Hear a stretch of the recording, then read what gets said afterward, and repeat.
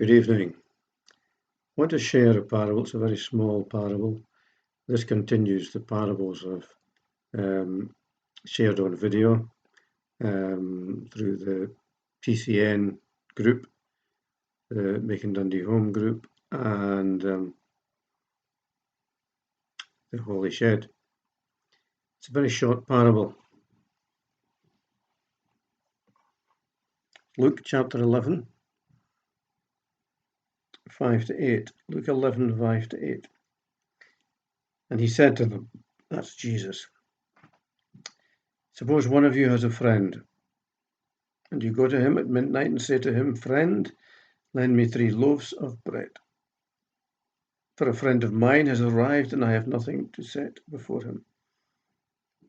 Excuse me. And he answers from within, do not bother me.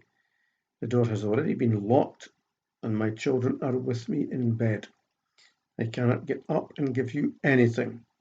I tell you, even though he will not get up and give him anything because he is his friend, at least because of his persistence, he will get up and give him whatever he needs. Okay. Now, this particular parable is sandwiched in between the Lord's Prayer, as we find it in Luke's Gospel, and then the phraseology around asking and receiving. For everyone who asks receives, everyone who knocks. So the thought is that this parable is about persistent prayer, which I don't think it is.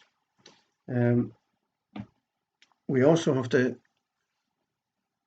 consider how we approach the Bible. I take the view, and I think it's the only view we can take, that the Bible is a human product for human beings. And it means we can criticize, explore, and find out what it means. So in this particular setting, we can question the author and how he composed and put the various bits together. Luke gives us the wee bit about the Lord's Prayer, gives us this parable, and then asking and receiving. So it's set within that context. Luke does it deliberately. And it's one, I'm kind of thinking, is Luke wise here? Has he got it right?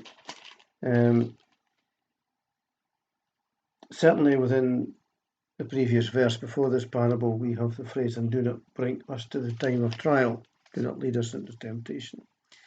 And then afterwards we have, and so I say to you, ask and it will be given you, search and you will find, which is about the gift of the Holy Spirit. It's not really about prayer, but it is about seeking and searching and looking.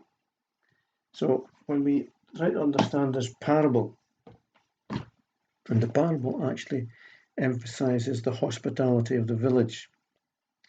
It would have been the practice of village communities to ensure that no neighbour or no friend of a neighbour, no stranger was left hungry. So here and in this book I use parables as subversive speech. William R. Herzog II. We have something that will help us. Every time the villagers receive an itinerant disciple or a friend of another village, they participate in the hospitality of Abraham. And every time they place their meagre resources at the disposal of the village, they participate in some small way in the continual redistribution of wealth for the sake of protecting and caring for the vulnerable as envisaged in the Torah. So we have therefore a social order, custom and practice, so that certain people who are vulnerable are not left destitute, that they are provided with sustenance. And it's the opposite, if you like, to everything being dependent upon money. So Herzog concludes his understanding of the parable with these words. Rather than cave into the desire to board and accumulate, the peasants continued to cooperate and provide hospitality. In so doing, they participated in a shameless social order where their continued but small redistributions of wealth and food foreshadowed a different order of human relations, one moulded by justice and mutual reciprocity. Their ordinary actions were no small matter. So we have a situation where the practice of the village is elevated in the style of something to be valued, something to be persisted with. So seek and find this way. It isn't just about seeking and finding in terms of prayer. It is about seeking and finding a way of being community. And one way of being community is to practice hospitality. Now, that's there for churches. It's abundantly necessary. We try to do so through making Dundee home, so that the stranger, the one struggling, is not left on their own. So there is the provision of food.